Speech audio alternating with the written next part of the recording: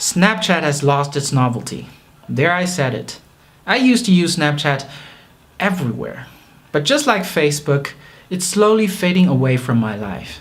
Since this channel is all about technologies that we care about and that has changed our lives, I think it is my responsibility to discover and research more about Snapchat as a company. So here we go. I'm Lei, and here are the 3 major problems that Snapchat has that might eventually cause it to fail.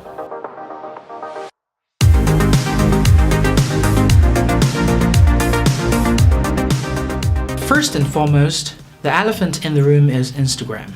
Over the years, Instagram has been blatantly copying whatever Snapchat does. Snapchat has My Story and Instagram has Instagram Story. Snapchat has all those cute filters and Instagram nowadays also have it. There is even a joke about Snapchat being the R&D center of Instagram because whatever Snapchat innovates, Instagram just takes. Don't get me wrong, Snapchat still has one of the most engaging audiences among all social platforms. According to DMR statistics, Snapchat now has reached 300 million monthly active users, among whom 166 million use it daily. Contrary to Instagram, which has more than 200 million daily active users, but they are among the vast base of 700 million monthly active users. However, this does not change the fact that the growth of Snapchat user base has slowed down in the past few years, while that of Instagram has been growing at a much faster rate thanks to its parent company, Facebook. This chart shows the rapid growth rate of Instagram from 300 million monthly active users to 700 million in 2017, undeniably stealing parts of Snapchat's users by implementing Instagram story and filters. The following quote is from the CEO of Instagram. Let's take Instagram. Day 1, Instagram was a combination of hipstamatic, Twitter, and some stuff from Facebook like button. You can trace the roots of every feature anyone has in their app somewhere in the history of technology. I am 100% against copying other people's hard work. Not to mention that Facebook, Instagram, they are the big guy in the block here. Bullying the small guys in the block is nothing honorable. But my sentiment does not change the situation for the slightest bit. What's done is done. Considering that Instagram has already copied Snapchat, the only thing Snapchat can do is to move on and try to outcompete Instagram. But the problem is, I don't know how. First of all, Snapchat is not profitable. This means that the current situation is not sustainable, and as long as this continues, Snapchat would always have the ticking bomb hanging over its head. While on the other side of the competition, Instagram cannot fail, especially with its big brother Facebook backing it up. It's like Snapchat and Instagram are both sitting on a gambling table trying to outgamble each other, but whenever Snapchat wins, Instagram would just have Facebook pass him another suitcase of money and gamble again, whereas if Snapchat fails, then it's game over. It's not fair, I know, but that's just how it works. Secondly, Snap Inc. might fail because it does not have a strong leadership structure. This is in 2 folds. Firstly, its leadership has been getting a lot of bonuses. When Snapchat is raising Series B, both founders of Snapchat have swapped parts of their shares to cash out $10 million each, making them super rich at the age of 25. Furthermore, if you take a look at the first quarterly financial report of Snapchat, you would realize that in the first 3 months of 2017, Snapchat has already lost $2 billion.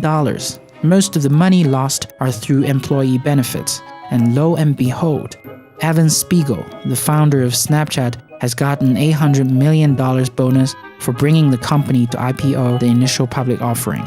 This is much more than what Mark Zuckerberg got for bringing Facebook to IPO, or Jack Dorsey for Twitter.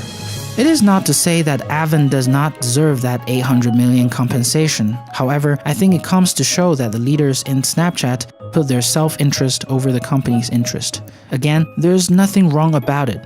I just don't think it's productive for the company. Furthermore, this is still not the most worrying problem. The most worrying problem about Snapchat's leadership is that the 2 co-founders control more than 80% of the company's voting power. This is laid out as one of the major risks of Snap Inc. in its quarterly financial report, in which it states, "Our two co-founders have control over all stockholders' decisions because they control a substantial majority of our voting stock." Then the report goes on to say that even if one of the founders died and all his stocks are converted, the other founder will still hold the majority of the voting stock. This means that the two young co-founders in their 20s have the power over the entire company. No wonder the decision of rewarding $800 million to Evan Spiegel was made.